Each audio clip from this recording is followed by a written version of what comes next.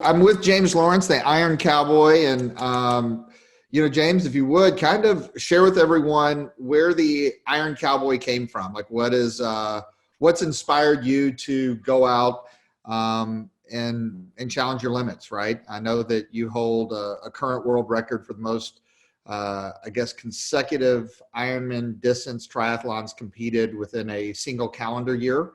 I was able, you came and spoke at an event of ours, and I was able to watch your Netflix documentary, which was freaking awesome, where you accomplished 50 triathlons in 50 states in 50 days. But kind of before we get into that journey, I'm always curious, like what inspired you to how did that even enter your brain? Or like what inspired you to even start, right?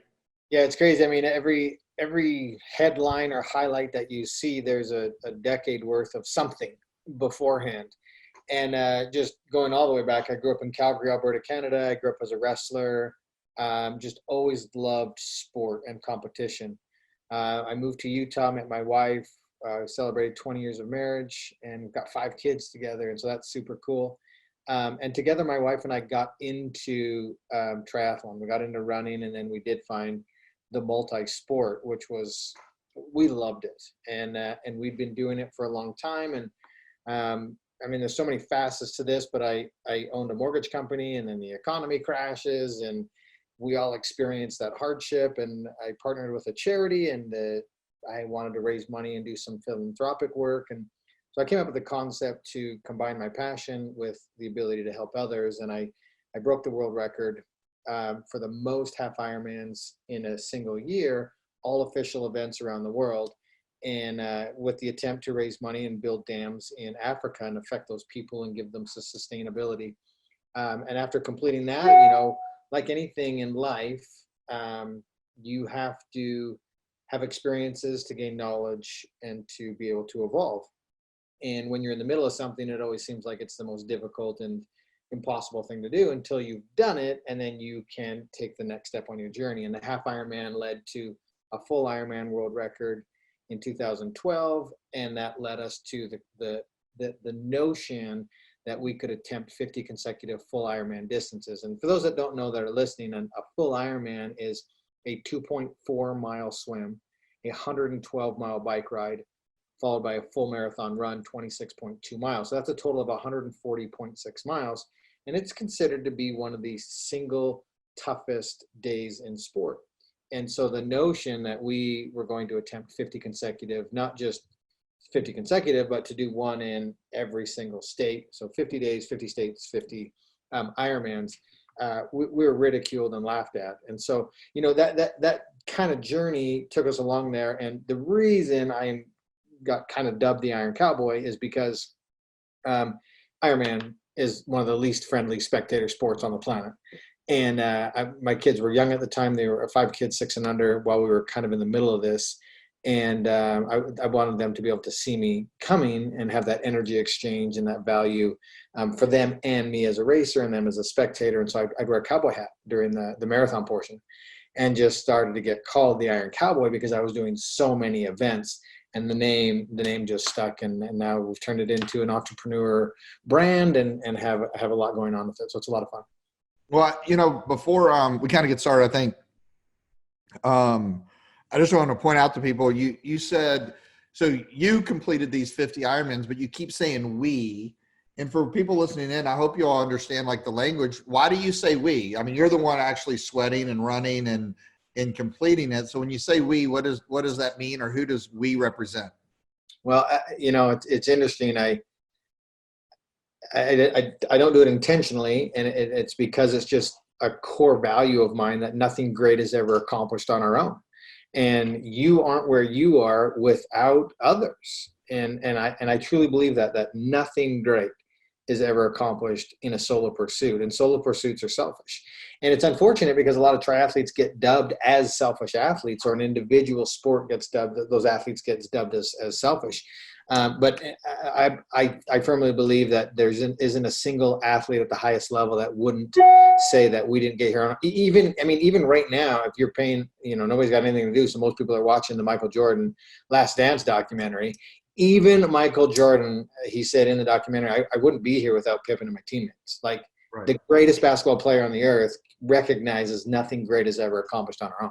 No, and I love that. I literally just posted a podcast today, just on you're only as good as your team, right? I have a philosophy. I heard someone say this 20 years ago, and it's just resonated with me. And it's a turtle doesn't get to the top of a fence post by itself. And for some people, they miss that, right? Yeah. And, but no, I just think that's important because there's so many moving parts, and there has to be there's so many people that contribute to any success. And so I just, number one, I wanted to acknowledging that you have an entire team behind you and a huge level of support and people that are constantly cheering for you. And so I think it's important because in business, you're only going to be as good as your team as well. And I think that for a lot of people, they need to recognize that if someone's not on their team, they need to go find a core group or a peer group that is on their team, and that does believe in them. And so I just thought that was awesome. We've all heard that we're the sum of our 5 closest friends, and it's true in business and it's true in relationships. And if you want to be a better person, surround yourself with amazing people. Yeah, for sure. I believe that. And so, you mentioned and by the way, if you all haven't checked out the Netflix documentary, check it out. I watched it just because I had a phone call with James about coming to speak at an event that we were doing. And I thought it was going to be a 10-minute call. It ended up being an hour call. I got off the call, and I think I told him this when we met face to face. And I was like, well, I mean, if he can do 50 triathlons in 50 states in 50 days, I memean, I can do a 10K. And so I literally did 10 days of a 10K each day consecutively. And I hadn't really trained, but I just, in my brain, I kept thinking to myself, you said one thing to me, and it's like, push our own personal limits. Like what are our personal limits, and keep pushing it. And we learn more about who we are when we do that. And so I did that right at the beginning of the year in January, right before I met you. That was the last day. I completed it on the day that I met you, by the way. And are you still running? No, I am not. I did a 5K 3 days ago. And so, and then we just registered again for the Dopey Marathon, which is 4 consecutive. My wife's done it 2 years in a row. Yeah.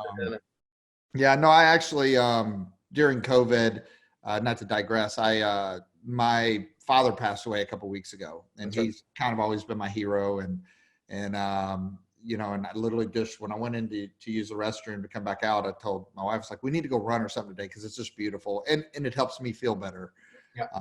But I did want to tell you, that one thing that you said when we were on the phone call, and then when I watched the documentary, the one thing that really resonated with me, at least in the documentary, was, I think, the psychological fortitude or the psychological battle that I perceived you going through in the first half of the race, right? Where you were trying to physically get through it, but mentally you were being slowed down because the noise of either not getting the support initially that you might have anticipated. And this is just me guessing. And then also, as you were talking through the documentary, also the haters, the people that were coming in that were ridiculing you that didn't even know you, right? And then there was one point in the documentary where James, and it was meant to be in the documentary, obviously, but you just kind of let go of it. And then you started gaining momentum, and you could kind of see a shift in your physiology if you're paying attention, because I look for that stuff. But I could relate to that so much at different stages in my life, whether it was athletics or whether it was business. So I don't know if there's a question in there, but it's more of an acknowledgement. And I don't know if you want to maybe elaborate on it, but it was number one, a thank you and just an acknowledgement. Yeah. And it's actually relevant to what the very unique space that we find ourselves living in right now. Everybody is so worried and trying to figure out an impossible situation instead of focusing on what they can control and what's right in front of them. And that's where people get into trouble, is where you put your focus and attention. And deep into that journey, I had a choice to focus and give energy to haters and outside influencers that meant nothing, or regroup and put my focus and attention, rally the team, and really put the focus and attention on what we could control in that moment to move the needle forward. And as soon as we did that and had that paradigm shift and stopped giving energy away and maybe projecting is not the right word, but like focusing on something that we absolutely can't control, I think there's a huge lesson in that. And you're right, we did see a paradigm shift. I do want to mention that the documentary is not currently on Netflix, but it can be downloaded on YouTube and on our website, ironcowboy.com. Okay. Well, when I watched it, it was on Netflix. It was. They just took it down. Our contract for the year ran out. Okay. And so they're renegotiating right now. So as of this moment, it's not on there, but it is on. You can download it on YouTube, I think, Google, and on our website. And we'll make mention of that for sure. For people that want to see it, we'll leave a link as we post this. And it's awesome. It's definitely worth watching. I thought it was very well done. And so before, let's talk about James Lawrence before the Ironman, because obviously you had wiring or a foundation of support, love, or awareness before you ever even started to challenge yourself through sports or through, I want to say Ironman or running. But where did your inspiration come from, or what did you do before getting into the running? Yeah, I mean, I've been athletic my whole year, and it's interesting to glance backwards. I did every kind of sport I could, and I think in life people should try everything they can to find out what they resonate with. Right? Don't be pushed towards something that maybe you don't enjoy, or just because mom and dad said so, or that's a right decision, right? And so I tried everything in terms of athletics growing up. And glancing back, I find it really interesting that I gravitated to 3 different sports, and that is wrestling, golf, and triathlon. And the parallel between all 3 of those is they're all individual sports, and they're all extremely mentally challenging. And that's just a common parallel between the 3. And really, one of the biggest questions I get is how do you become mentally tough? And again, not to beat a dead horse, but in this time that we're living in right now, it's not the virus that's going to affect most people. It's how we handle it mentally, and then obviously the financial repercussions from it. But mentally, it'll break more people than it does virally. And the answer, and the reason I love individual sports is because you have to be mentally tough. Whether you win or you lose, it's on you. It's about accountability, right? Looking in the mirror. This is my fault. I lost. It's my fault. I won. It's my fault. And I think I love that I didn't have to. I couldn't put blame on anybody else. Yes, you have coaches. Yes, you have a team. But when you're out on the mat, or you're on the golf course, or you're on a solo pursuit out there doing an endurance event, it comes down to what work did you put in, and how can you manage the conversation with your mind. I love that. I did a marathon. My first marathon that I did was in 2010. Yep. Or 2010, 2011. It was a rock and roll marathon in San Diego. Okay. For me, it was a mental challenge. I played basketball all the way through college. And running was always a punishment. So there's a negative association for running. And so for me, I just wanted to mentally tackle it, right? I'd never run over 3 miles before that, because everything we did was sprints. Yeah. And I got a running coach. His name's Stu Middleman. He wrote a book called forget what the name of his book is called. Slow Burn. Stu's still around, but he broke like the 1,000-mile record running around a track. Really neat guy. And met him through Jarek Robbins. And so as we were preparing, he wanted me to do it all natural, not do any sugar along the way. And he said, listen, Brian, he said, the most beautiful thing about the marathon is, he said, you're going to have an opportunity to negotiate with your body. He said, and he was at that time still running 15, 16 miles a day, right?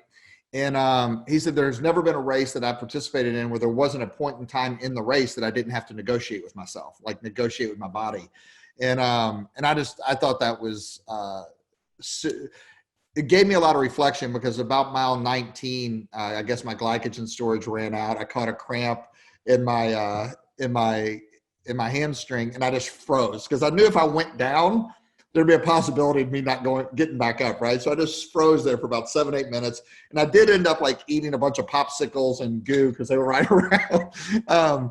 But I think about that a lot, and I know that you doing what you're doing and pushing yourself to the limits. I'd love to hear a story about, a time where you had to negotiate with yourself or your body, especially in those 50 days. Like what was a point or what was a tool that you used to get you through that? And when you said have a conversation with yourself, what does that mean for someone? Because I think everyone's, even in business, you're gonna have to negotiate with yourself at some point. Yeah, it's been interesting. I had no idea the journey was going to push me in the direction that it did in public speaking and wanting to do that type of appearances and motivation and all that kind of stuff. And over the past 5 years, I've just had the honor and blessing to speak in 48 different countries. And what's been interesting to see is the common thread that it doesn't matter if, I've spoken to the Minnesota Vikings, I've spoken to top executive and Fortune 500 companies and Visa and you name it. And I've also spoken at high schools and colleges and whatnot, and people that are just starting on their journeys. And the absolute commonality between everybody is that as humans, we're getting in our own way. And we are toughest on ourselves, and we are our own greatest critics. And because of that, we have those conversations, and it's a bully mentality that we do to ourselves. And it's literally a conversation. And life is about each one of those moments and conversations that you either win or lose. And if you can look back on anybody's life and you can see major turning points. And to get to those turning points, you had decisions. And especially at those major turning points, those are big decisions. And it's all a conversation that you had with yourself, what to do in that moment. And I believe that everybody should have a personal ethos, meaning what you stand for, black and white. There's no question what it is, ethically, values, whatever. And in any moment, you can say, I'm having a really hard time with decision. What's my ethos? What do I stand for? Decision made, right? And I always go back to the time I climbed Kilimanjaro, and we got asked to come be the first to ride our bikes to the top of the 20,000 foot mountain in Africa. And I was like, nah, I don't want to do that. But then I realized, man, this is going to be a challenge. Nobody's ever done this before. I want to take this on. And as I was climbing, I regretted it, was in that moment, didn't know what I was doing. The higher I got, the less oxygen I was getting. Really started to have those conversations with yourself about self-doubt and preparation and fears. Fear is the ultimate sideliner. And ended up getting up to base camp 12,500 feet and came across a group of veterans. And they had just summited. They were on their way back down. And I remember looking down at the girl, and she only had one leg. And I was, moments before that, I was complaining about how bad my leg hurt. And, I was just like, it just hit me like, just be filled with gratitude, be present, be right now, and choose to wake up tomorrow with a new attitude, new resolve, and be present for every pedal stroke until you reach the top of the mountain. And we went on to summit the mountain and hoisted our bikes over our head at 20,000 feet, overlooking an unbelievable view of Africa. And that's just, I think, a beautiful example of having that conversation. But it took being present and aware of the people around me and, being open to and teachable in that moment that, look, you can do this, and you just have to focus your attention on a couple key things. Yeah. And that perspective of seeing that girl probably just completely anchored and just reshifted you into your own power. It's funny that you say that. Me and my wife went and climbed Mount Kilimanjaro 3 years ago. Okay. And I had a similar thing that I didn't train at all. She wanted to do it. This is a theme for you. Yes. Overcome to become. And so we went with a group of Green Berets, like it was a special forces unit. They were testing our product, and they wanted to test it at altitude, right? And so we were the only civilians in the group that were going up. And I went because my wife really wanted to do it. I really thought at the last minute I was going to be able to come up with an excuse not to go. And I was like, all right, I got to go. And so I get there and I'm like, are you kidding me? So after the first couple of days we did was just a lot of, it wasn't height initially in the first couple of days. It was It's just the lower rainforest. yeah, the trek. But I was sore from that, right? Yeah. And we have these Green Berets that like they're finishing 2 or 3 hours before us and then coming back and like, hey, they called us Brancy, come on. They didn't want to leave us behind. And so the last day as we were summiting, I started gaining momentum. We, once you start getting up on the mountain, you kind of are, as you probably recall, you see some of the similar faces because there was other groups going up. Yep. And there was a lady that was 80 some years old, and she was bringing her grandson up for the first time, but she had just had a battle with cancer and she was really struggling. And I remember we were passing her and she had her walking stick. And, I just remember her saying, I'm doing it for him. Like, so I'm just taking to myself one more step. And like, I immediately was like, if she has that much resolve, what am I complaining about? Like, so it was really cool, but it was just funny. Very similar situation. I mean, obviously you're riding a bike, but it took that recollection or that perspective to give me the internal, strength to say, what am I complaining about? So How spectacular was the view at the top? oh, it's freaking awesome. I mean, it was so cool. We stayed up at the top because the Green Berets wanted to climb that ice block. So we stayed down in the crater.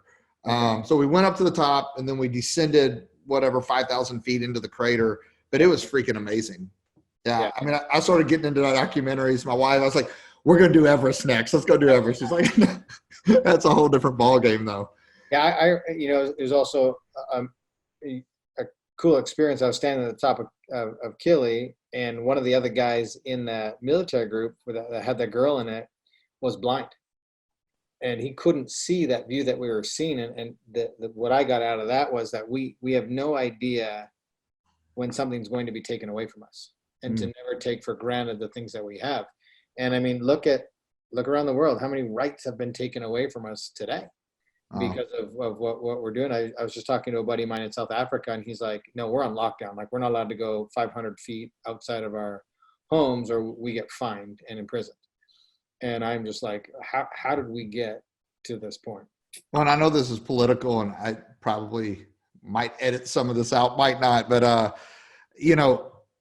here in the US, I mean, it's really scary. I mean, there's been people locked up that have been paddleboarding by themselves in the middle of the ocean. Or my business partner who lives in Puerto Rico now literally was standing on the beach and the police told him if he didn't go back in that they were going to lock him up, and there wasn't anybody else on the beach. And so like it is a scary slope, how quickly liberties and freedoms can be taken away. So we should embrace every single one of them. But yeah, I mean, the world will forever be changed after this. Yeah, for sure. And there's going to be a lot of truth and positives too of like, I think it's going to be changed for the better. Yeah. I think it's going to be better. Yeah.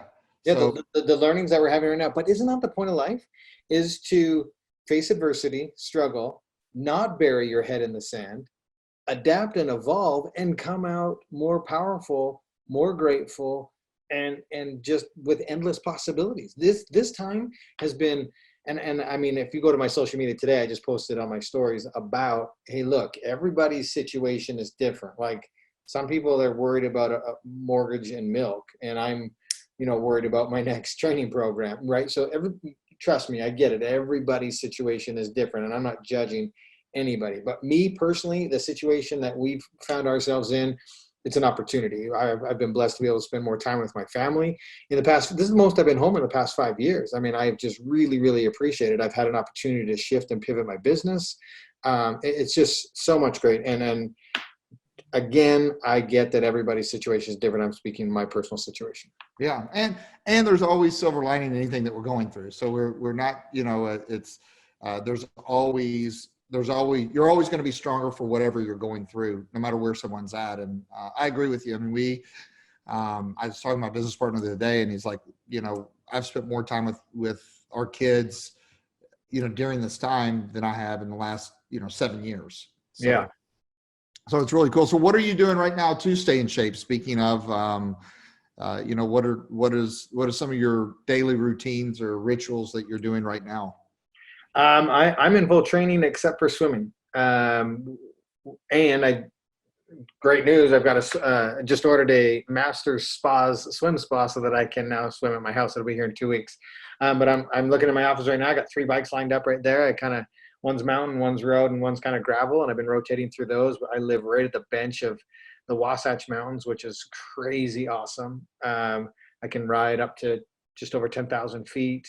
Running trails. I did a trail marathon here last weekend.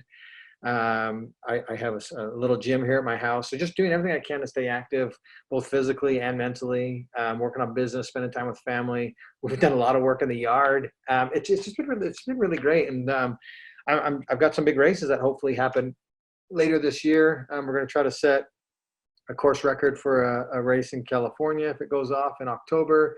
I've got a 200-mile run in Lake Tahoe in September, a couple Ironmans late in the year, and then I'm going to try to bring those races supposed to be going off, or do they know yet, or they just currently they're going off. I'm scheduled to do the New York City Marathon first week in November, and I got an email from them today that we are set to go. Obviously, everything is being monitored and changing. We put on a race here in Utah on August 1st that is still scheduled to go. We're waiting on the final permits because the state has to approve the opening back up of mass gatherings. But we're slowly moving towards that. I mean, I heard today that the NBA is moving towards a start date. And so, everybody's optimistic, but still we just don't know. And like I mentioned earlier in this conversation, focusing on what you can control right now without speculation of things that are unknown is the only way to proceed sanely. Right. Yeah. So what, your all's race there, is it a triathlon? Is it a marathon? Is it it's a triathlon, and it kind of put in the category of extreme, based on the elevation gain that we have, our bike ride. So it's a beautiful swim. You can do a half distance, full distance, or half distance, full distance, swim. And then the bike, the race is called the Guardsman. And it's because there's a mountain climb here on road that is like the Swiss Alps, and it's called the Guardsman. And so the bike ride finishes up that, and then finishes at the ski resort, the Brighton ski resort by Park City. And then the run is a trail run on there. So it's a unbelievably spectacular, challenging race that if anybody's got the guts to come try it, they're more than welcome. Listen, should we enter it? I bet I could get more. I don't know. It could be fun, something to go. I would do the half.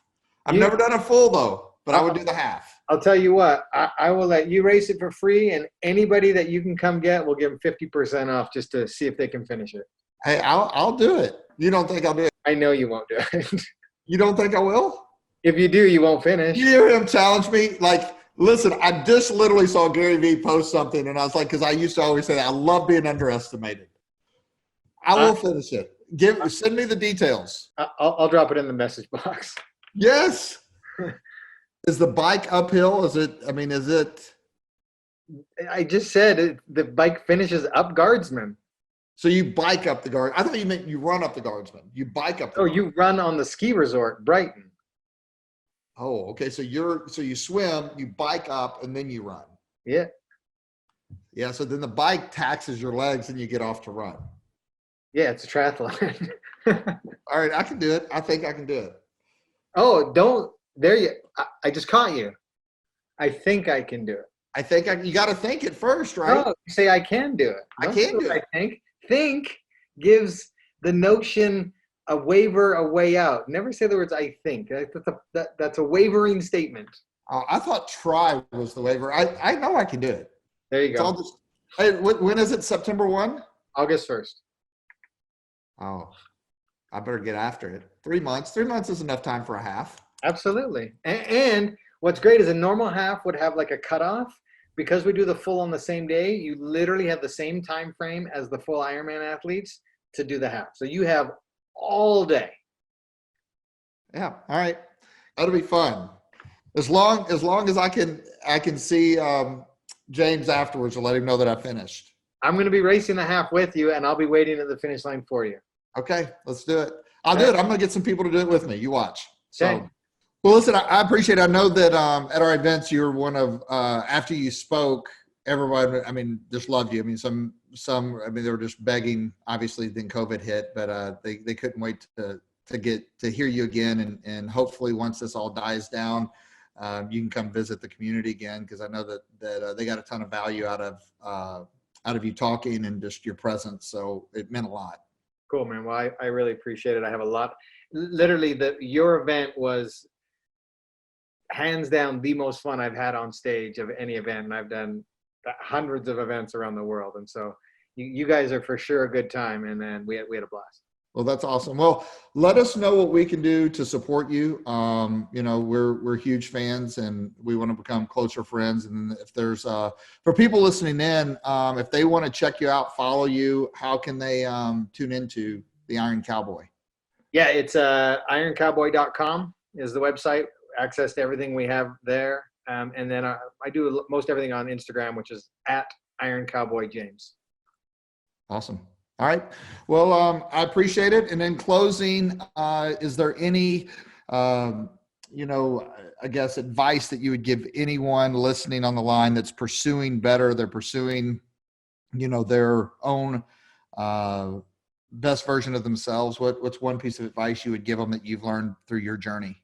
Yeah, I just posted literally 2 days ago and posed the question, what advice would you give to your younger self if you could? And my advice was to believe in you and to keep showing up with relentless pursuit. Love it. Awesome. Well, we appreciate it. Keep going after it. Awesome, Brian. Be well. Much respect. Much love.